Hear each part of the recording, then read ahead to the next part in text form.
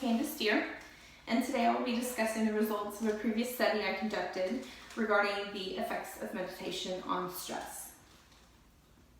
So, stress has been shown to cause many negative effects on the human body and mind. Some of those are hypertension, heart disease, lack of emotion regulation, lack of coping skills, decreased immunity, which leads to illness, could lead to job loss, could lead to lack of financial stability within the home, and broken relationships.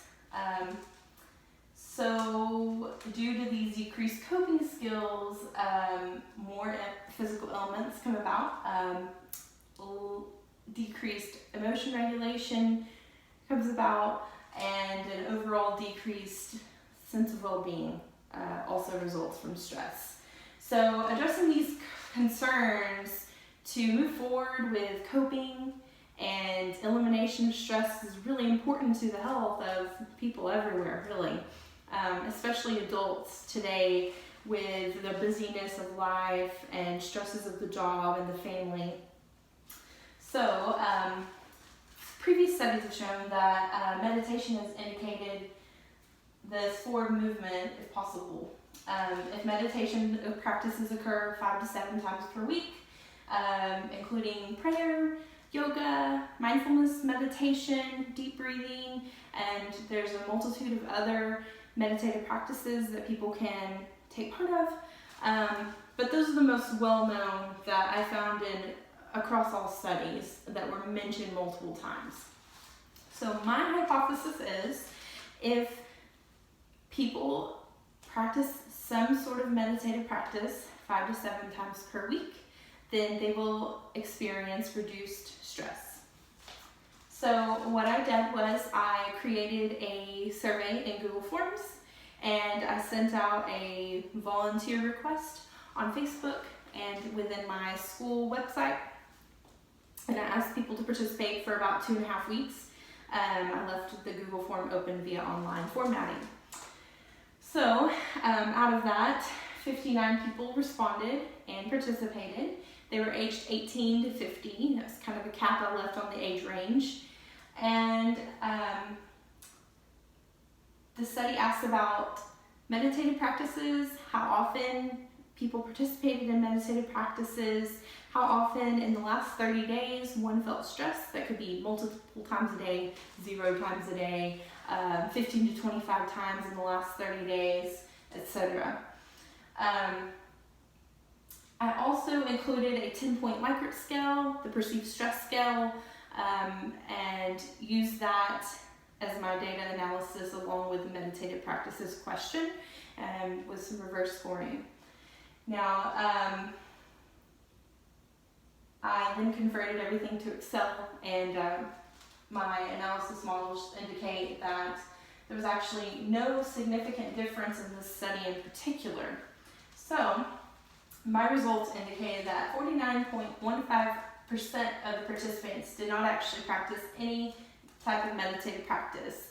Now, I did pick a group of people who practice yoga, and yoga was one of the indicators for meditative practices, so I was quite surprised by those results. Also, only 5.09% of the participants practiced any type of meditative practice 7 times per week, so it's a very small percentage. The average stress score ranged from 0 to 40. 40 is the max, is high stress level. 0 is obviously no stress. Across all respondents, that number was 18.12. That was the average. So, low to medium stress level within the last 30 days only. 55.6% of participants indicated they do not currently participate in any form of meditative practice, such as prayer, deep breathing, etc. The p-value failed to reject the null hypothesis. Again, no significant difference was indicated in the study in particular. And also the chi-square analysis did not indicate a difference between meditative frequency and stress. So this particular study was heavily focused on a reliance of self-evaluation. regarding meditative practices and stress. There was not a full explanation available for what exactly meditation consists of. This could just be sitting for 2 minutes and focusing on the wall. So that is one thing that I would say I would have done differently, and then in future studies could be done. Another thing is, it appears that stress levels within the population that I actually studied, or the sample I actually studied, fell between medium to high, as indicated by the perceived stress scale scoring, and 47.5% of the participants actually had a total score of over 20, up to about 35. 35 is the max score that I had on this actual study. I think that future studies should probably assess a larger sample and initiate 4 meditative practices, perhaps something like a mindfulness meditation, a Buddha meditation, a prayer for those who want to participate, and maybe one other, such as just focusing on a focal point for 2 minutes. Something timed and regulated, and that can be observed by the actual experimenter.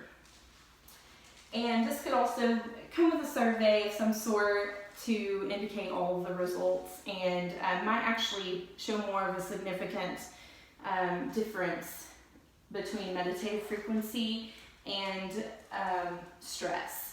So thank you very much.